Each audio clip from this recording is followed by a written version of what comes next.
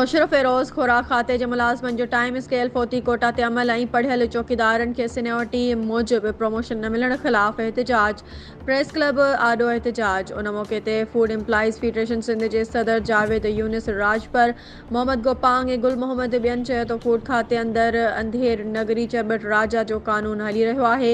हिकु पासे करप्शन में मुलविस ऑफिसरनि जा प्रमोशन कया विया आहिनि ऐं उन्हनि खे मुख़्तलिफ़ सेंटरनि ते रखियो वियो आहे, पर अफ़सोस जो खाते अंदरि 24 कलाक ड्यूटी ॾींदड़ पढ़ियल लिखियल क्वालिफाइड चौकीदारनि पटेवालनि ड्राइवरनि समेत नंढनि मुलाज़मनि खे प्रमोशन बि न पिया ॾिना वञनि।